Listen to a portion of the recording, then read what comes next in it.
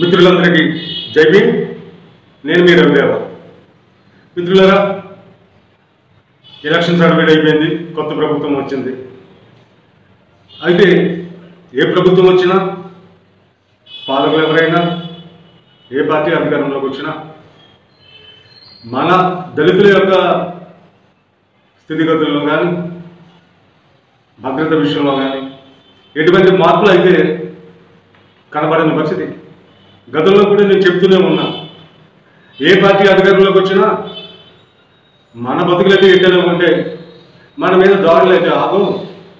ముందుగా మనం రక్షించుకునే పరిస్థితుల్లో మన హక్కుల కోసం మనం పోరాటం చేయవలసిన అవసరం ఉంటుందని నేను తెలియజేస్తూనే ఉన్నా. ఇప్పుడు కొత్త ప్రభుత్వం వచ్చినా కూడా మన యొక్క పరిస్థితులు అయితే మార్పు అయితే ఏమి రావు. ఎందుకంటే గత ప్రభుత్వంలో దళితుల మీద దాడులు జరిగినాయి, హత్యలు, అత్యాచారాలు, వేధింపులు అని చెప్పి మనం చాలా కార్యక్రమాలు నిర్వహించాం, చాలా గొడవనే చేసాం. సరే, ఈ ప్రభుత్వం వచ్చిన తర్వాత అయినా మన దళితుల మీద దాడులు ఆగుతాయి, మన దళితులకు ఒక రక్షణగా ఉంటుంది, ఈ ప్రభుత్వం మన దళితులకు అండగా నిలబడతారు అని మనం ఎంతో ఆశపడ్డాం. అయినా కూడా ఈ ప్రభుత్వం వచ్చినా కూడా మనకైతే దాడులు అయితే ఆగిన పరిస్థితి. ఈ ప్రభుత్వం వచ్చిన తర్వాత ఈ జూలై నెల 12వ తేదీన కర్నూలు జిల్లా ఆదోని మండలం నాగనాథహల్లి అనే గ్రామంలో ఒక దళిత మహిళను అత్యంత కిరాతకంగా ట్రాక్టర్తో తొక్కించి మరి చంపిన ఘటన. అధికార పార్టీకి చెందిన రాఘవేంద్ర రెడ్డి, అతని కుమారుడు శ్రీధర్ రెడ్డి అనే వాళ్ళు దళిత మహిళ మాల గుండమ్మ అనే ఆమెను, ఆమె కుమారుడు ఇద్దరు కూడా వాళ్ళ వ్యవసాయ భూమిలో సుమారు 4 సంవత్సరాల క్రితం వాళ్ళకు వ్యవసాయ భూమిని కొనుక్కున్నారు. ఆ వ్యవసాయ భూమిలో వాళ్ళు పనులు చేసుకోవడానికి తల్లి కొడుకు ఇద్దరు కూడా వెళ్ళి ఆ పనులు చేసుకుంటా ఉంటే వాళ్ళని అడ్డుకున్న రాఘవేంద్ర రెడ్డి, అతని కుమారుడు శ్రీధర్ రెడ్డిలు కూడా వాళ్ళతో తప్పు పెట్టుకుని గొడవ పెట్టుకుని, ప్రభుత్వం మాది, మేమేం చేసినా చెల్లుబాటు అవుతుంది, మాలముండ ఈ మాలముండది, దీన్ని చంపేగా అని ఈ రాఘవేంద్ర రెడ్డి అనేవాడు తన కొడుకు శ్రీధర్ రెడ్డిని అతను ఆదేశించడం, శ్రీధర్ రెడ్డి ట్రాక్టర్తో ఈ మాల గుండమ్మ అనే దళిత మహిళలను ట్రాక్టర్తో తొక్కించి చంపడం అనేది చాలా బాధాకరమైన విషయం. ఇలా ప్రభుత్వం మాది అని చెప్తూ ఇలా విరవీగుతున్న ఇటువంటి వాళ్ళ విషయంలో మరి రాష్ట్రంలో అధికారంలో ఉన్న ఎన్డీఏ కూటమి, తెలుగుదేశం, జనసేన, బీజేపీ కూటమి ప్రభుత్వం తక్షణమే మేల్కోవాలి. దళితులపై జరుగుతున్న దాడుల విషయంలో వాళ్ళు స్పందించాలి. ఎవరైతే మాల గుండమ్మను హత్య చేశారో ట్రాక్టర్తో తొక్కించి, అదేవిధంగా ఆమె కుమారుడి మీద దాడి చేశారు, అంతేకాకుండా ఈ సంఘటనలో మధ్యవర్తిగా ఉన్న పురుషోత్తమ రెడ్డి అనే వ్యక్తిని కూడా ఈ రాఘవేంద్ర రెడ్డి, శ్రీధర్ రెడ్డి అనే వాళ్ళు కూడా అతను కూడా కొట్టి గాయపరిచిన పరిస్థితి. వీళ్ళపై తక్షణమే చర్యలు తీసుకోవాలని చెప్పి మేము మాల ఐక్య వేదిక తరఫున ఈ ప్రభుత్వాన్ని మేము డిమాండ్ చేస్తా ఉన్నాం.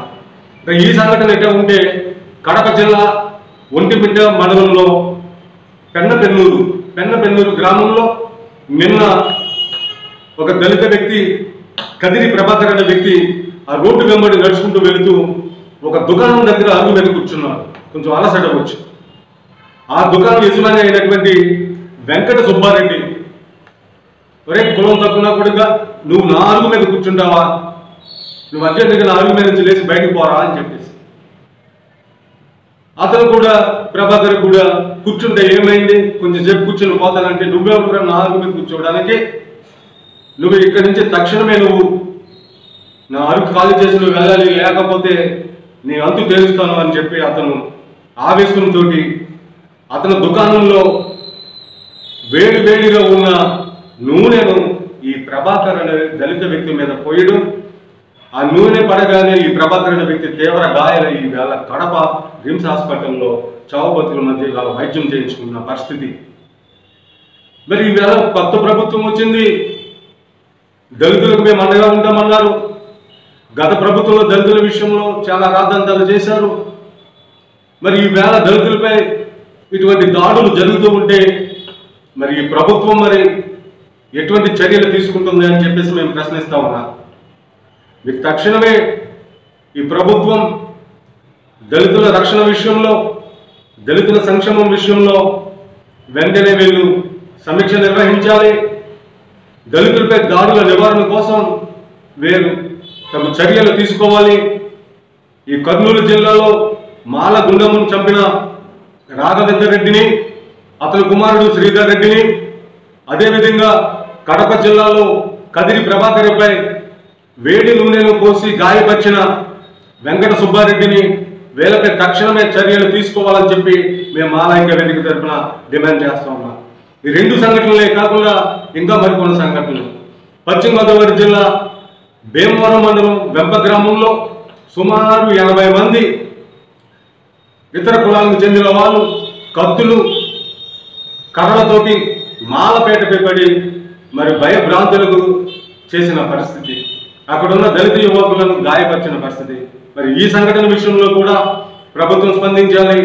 ఎవరైతే మాలపేట మీదకి దాడి చేశారో, అక్కడున్న దళిత యువకుల మీద దాడి చేశారో, ఎవరైతే మాలపేట మీద కర్రలు కత్తులతో వెళ్ళి అక్కడ స్థైర్య వ్యవహారం చేసి భయభ్రాంతులకు గురి చేశారో ఆ వ్యక్తులందరినీ గుర్తించి వారిపై కూడా ఎస్సీ ఎస్టీ అట్రాసిటీ ప్రకారం చట్టం ప్రకారం చర్యలు తీసుకోవాలని చెప్పి. అదే కాకుండా పశ్చిమ గోదావరి జిల్లా తాడేపల్లిగూడెం నియోజకవర్గం పెద్దపాడు మండలంలో రాయిపాడు అనే గ్రామంలో కూడా అంబేద్కర్ పార్క్ స్థలం విషయంలో జరిగిన సంఘటన విషయంలో కూడా ప్రభుత్వం జోక్యం చేసుకోవాలి. అక్కడ దళితుల మీద పెట్టిన అక్రమ కేసులన్నింటినీ కూడా మరి తొలగించాలి.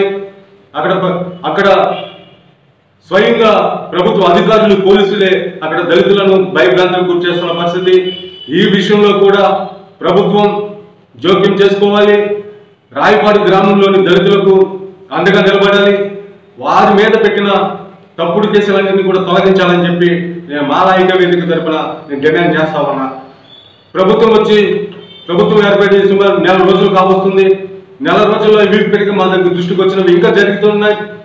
ఇంకా కొన్ని సంఘటనలు ఉన్నాయి. అయితే కానీ వాటి పూర్తి వివరాలను తెలుసుకున్న తర్వాత వాటి విషయం కూడా నేను మాట్లాడుతూ ఉంటాను.